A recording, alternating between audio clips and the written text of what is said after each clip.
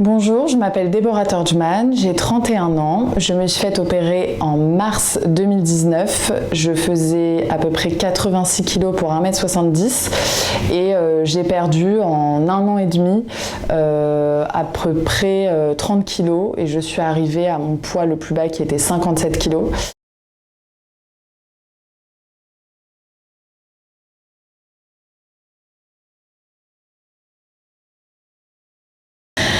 Eh bien, c'est très bizarre, mais un jour, je vais me coucher et pendant la nuit, je rêve de moi super bien gaulé. Enfin, le corps que je rêve d'avoir depuis toujours. Et je rêve de ça et dans mon rêve, ça avait l'air tellement réel que je me réveille et je me dis mais je veux être comme ça et j'y arriverai et j'y parviendrai. Donc je me réveille. Limite, c'est ce genre de rêve où vous vous demandez quand vous vous réveillez si c'est la réalité ou pas. Et du coup, je me réveille et bon, malheureusement, ce n'était pas vrai.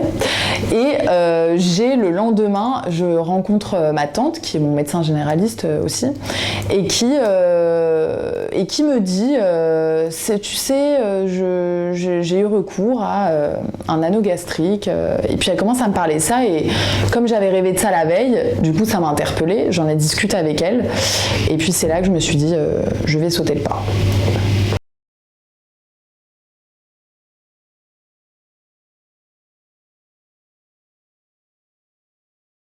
Alors pour moi, tous les problèmes liés au surpoids étaient surtout concentrés sur tout ce qui est essoufflement et fatigue au moindre effort. Je pouvais pas faire grand chose. Enfin, monter un étage à pied, pour moi, j'avais l'impression que j'en avais monté 10 quoi. Donc ça, c'était très très embêtant. Et on a découvert aussi en faisant les examens, j'avais un petit problème de thyroïde, mais ça je ne le savais pas. Et ce qui pouvait aussi expliquer en partie toute l'histoire de mon surpoids, mais pas que malheureusement.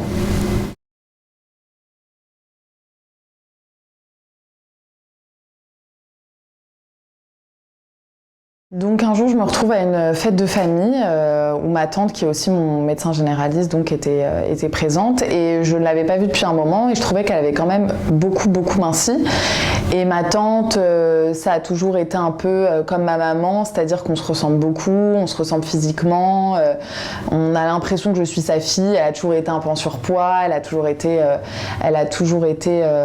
un peu potelée on va dire et puis je la revois du coup à cette fête de famille, je trouve qu'elle a beaucoup maigri, je vais la voir et puis je lui dis mais je te connais, t'es comme moi et je sais que t'aurais pas réussi à tenir un régime qui te fasse perdre autant de poids, donc dis-moi qu'est-ce que tu as fait, dis-le moi vraiment. Et puis elle me dit écoute, je l'ai dit à personne mais je me suis fait poser un anneau par le docteur Le Goff, donc c'est là qu'on a commencé à en discuter et puis elle connaissait ma souffrance à ce moment-là par rapport à mon poids et du coup elle m'a donné toutes les infos pour que je puisse prendre ma décision et consulter le docteur Le Goff le plus vite possible.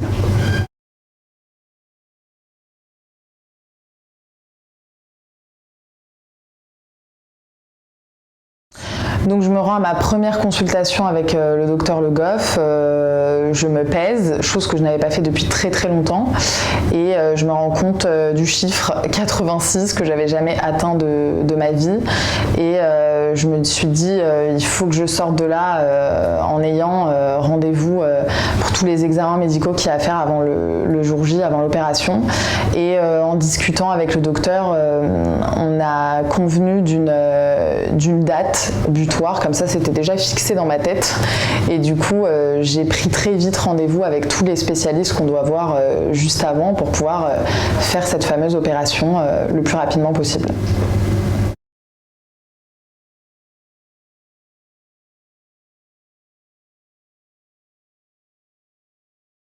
Donc j'ai été voir le docteur Le Goff directement, j'ai pas forcément cherché à trouver d'autres solutions, que ce soit sur internet ou quoi que ce soit, étant donné que c'est ma tante qui est allée, qui est aussi mon médecin traitant, donc il y a quand même ce lien de confiance, en plus elle fait partie de ma famille, donc j'y suis allée avec une confiance aveugle en elle.